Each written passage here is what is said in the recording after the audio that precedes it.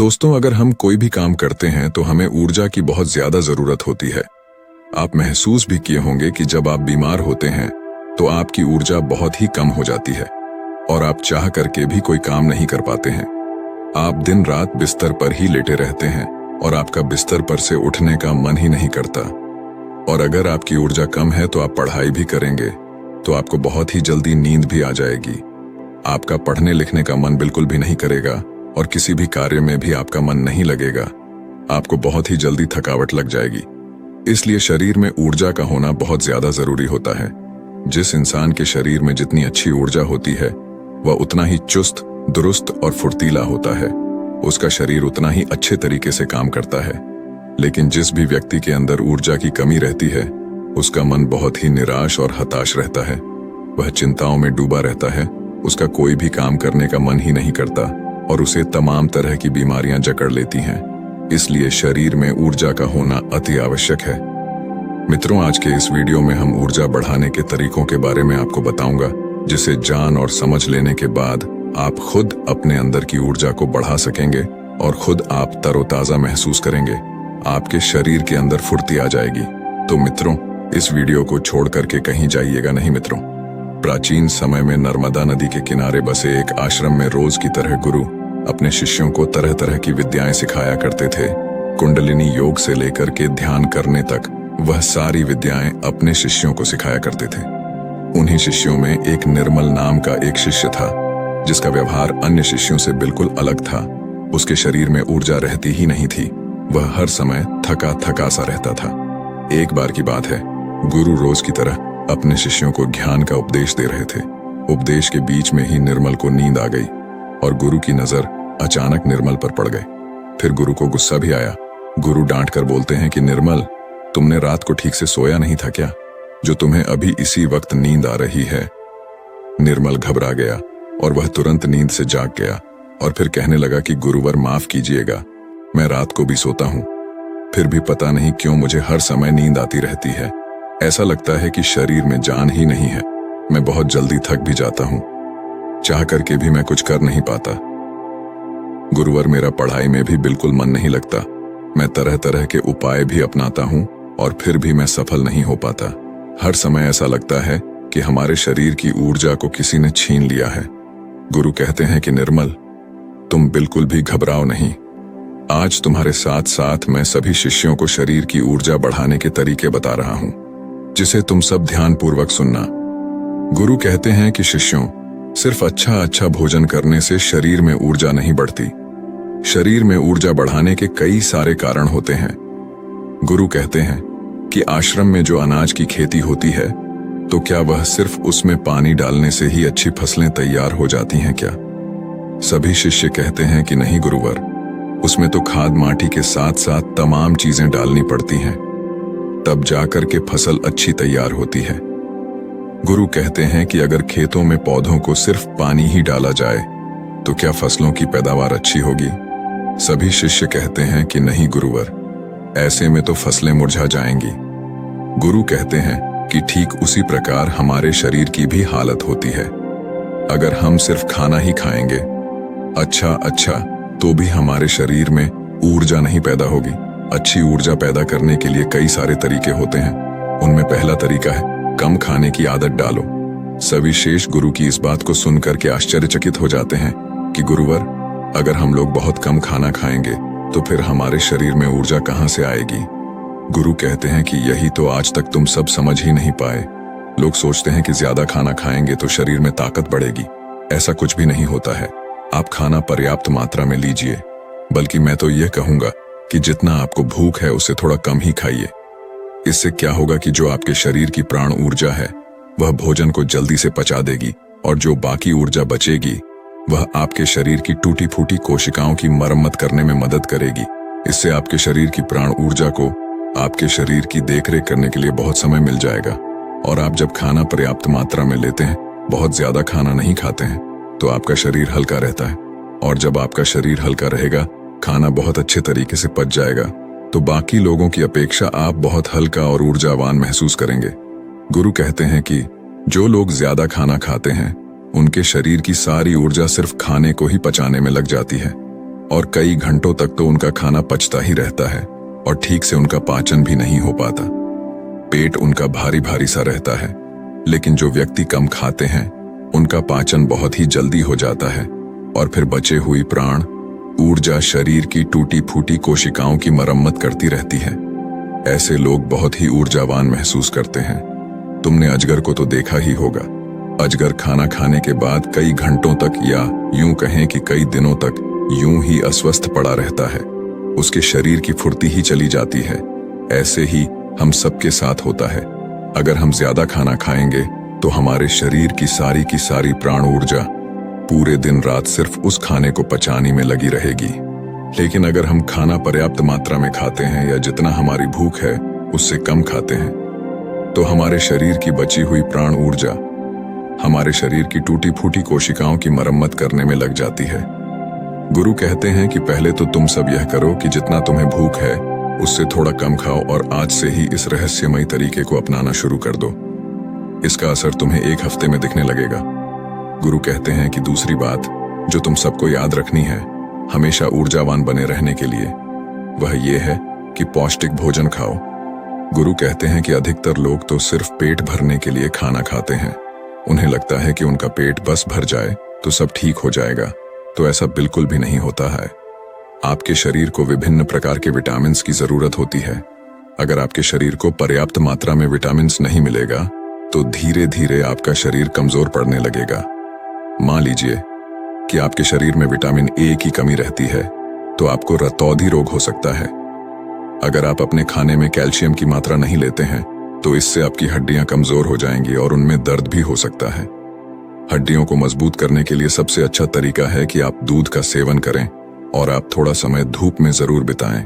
इससे क्या होगा कि विटामिन डी धूप में त्वचा के नीचे पर्याप्त मात्रा में बन जाएगी। सूर्य के प्रकाश में ही विटामिन डी का निर्माण होता है और उसका निर्माण आपकी त्वचा के नीचे होता है, जो आपके शरीर की हड्डियों को मजबूत बनाने में अति आवश्यक होता है। इससे आपकी त्वचा की चमक भी बढ़ती है और आप तंदुरुस्त भी रहेंगे। गुरु कहते हैं कि खाने में अच्छा और पौष्टिक भोजन लो और जितना ज्यादा हो सके प्राकृतिक भोजन खाओ, उससे तुम्हारा मन शांत रहेगा। गुरु कहते हैं कि शिष्य हमेशा ऊर्जावान बने रहने का तीसरा तरीका है व्यायाम करने की और ध्यान करने की आदत डालो। शिष्य कहने लगे, गुरुवर, ये तो हम प्रतिदिन करते हैं, इसमें कौन सी बड़ी बात है, ये तो सभी करते हैं। तभी फिर गुरु कहते हैं कि हाँ, बात तुम्हारी सही है, लेकिन अगर व्यायाम को और ध्यान को एक निश्चित समय पर ना किया जाए, जब मन में आया तब कर लिए, तो ऐसे करने से कोई मतलब नहीं होता है, बल्कि उसका शरीर पर बुरा असर तुम्हें देखने को मिलेगा। इसलिए सबसे ज्यादा जरूरी यह है कि व्यायाम और ध्यान को एक निश्चित समय में करो।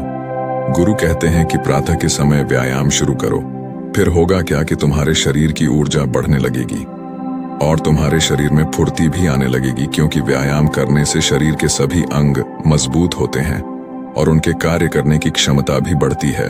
तो इससे तुम दिन में काफी समय तक ऊर्जा से भरे रहोगे। ऊर्जावान महसूस करोगे। जब धीरे धीरे ऊर्जा घटने लगेगी तो फिर अगला दिन आ जाएगा, तो तुम अगले दिन ठीक उसी समय पर व्यायाम करना। तुम्हारा शरीर ऊर्जा से भरा रहेगा।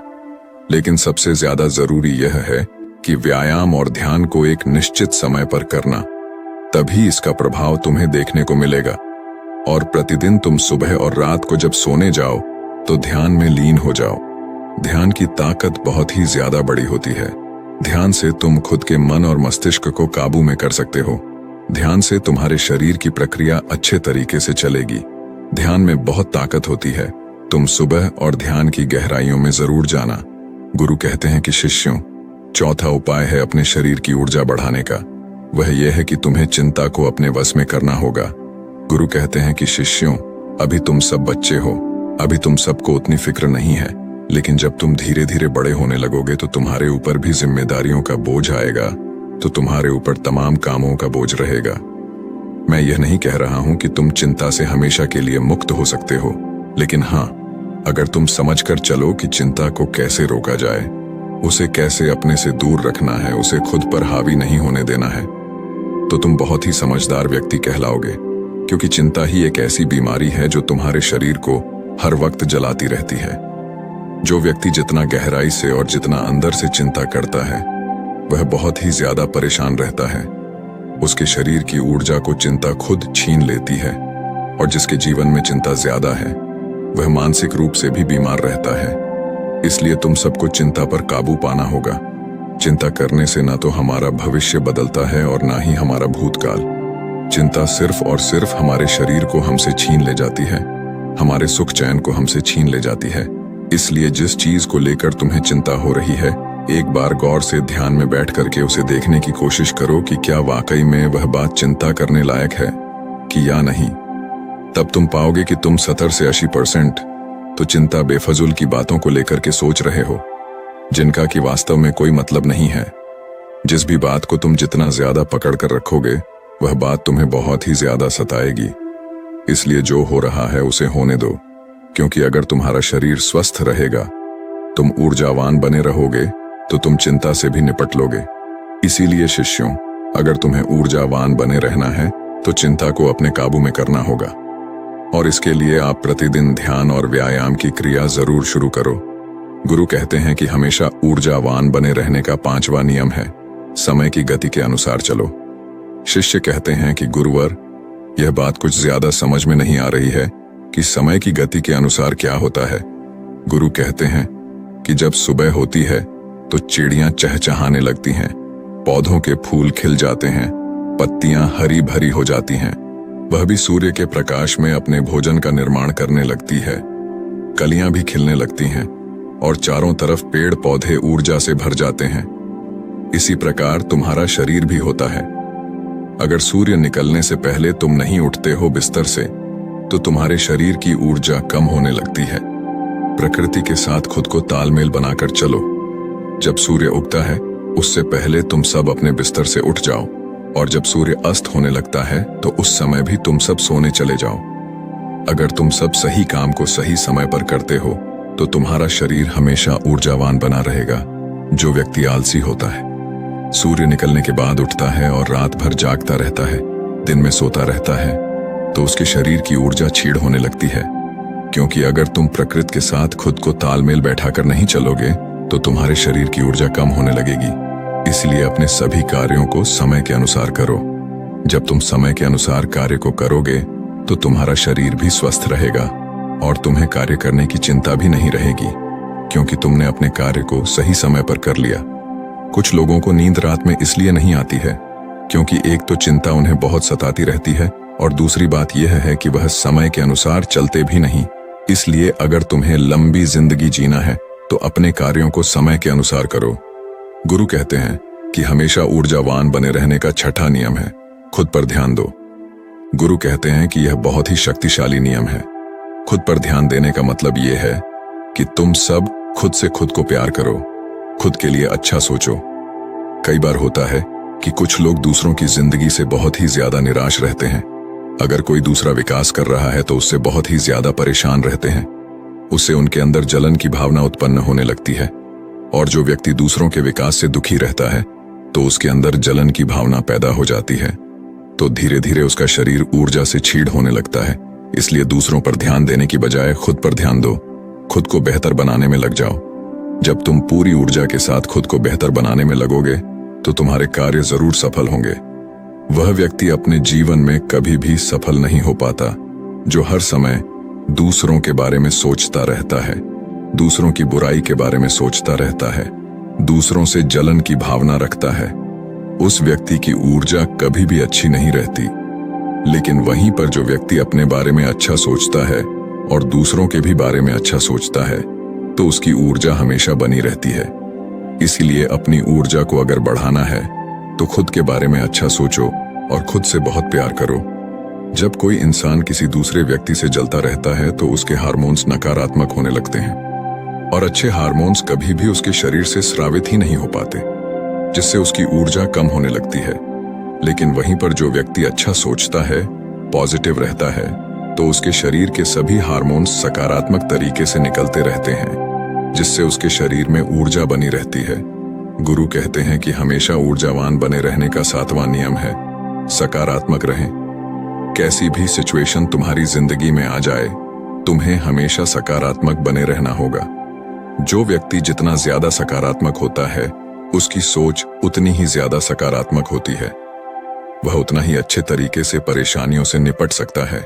लेकिन जिसके दिमाग में हमेशा नकारात्मक बातें ही भरी रहती हैं, वह नकारात्मक बातें ही सोचता रहता है, तो उसकी ऊर्जा लगातार नीचे की तरफ बहती रहती है, जिससे उसके शरीर की ऊर्जा धीरे धीरे क्षीण होने लगती है।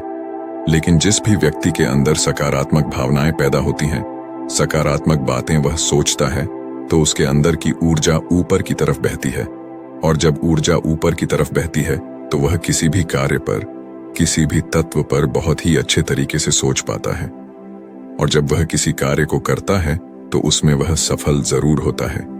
इसीलिए शिष्यों, हमेशा सकारात्मक बने रहना बहुत ज्यादा जरूरी होता है। जरूरी नहीं कि हर पल आप सकारात्मक ही रहे, लेकिन अगर आपकी सोच सकारात्मक है तो आप तमाम तरह की मुश्किलों से पार पा सकते हैं, मुश्किलों को अपनी जिंदगी से हरा सकते हैं। इसीलिए सकारात्मक सोच के साथ आगे बढ़ने का प्रयास जरूर करो। गुरु कहते हैं कि शिष्यों, यह 7 नियम अगर तुम सब अपना लेते हो, तो तुम्हारे शरीर की ऊर्जा कभी भी कम नहीं होगी। हमेशा तुम ऊर्जावान बने रहोगे और निर्मल।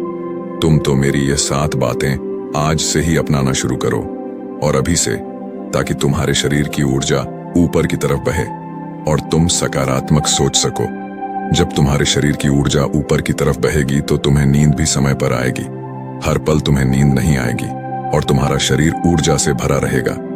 गुरु यह 7 नियम बताकर के शांत हो जाते हैं। तभी सभी शिष्य खड़े होते हैं और गुरु को प्रणाम करते हैं और उनका धन्यवाद अदा करते हैं, और सब लोग अपने अपने कार्यों पर वापस लग जाते हैं।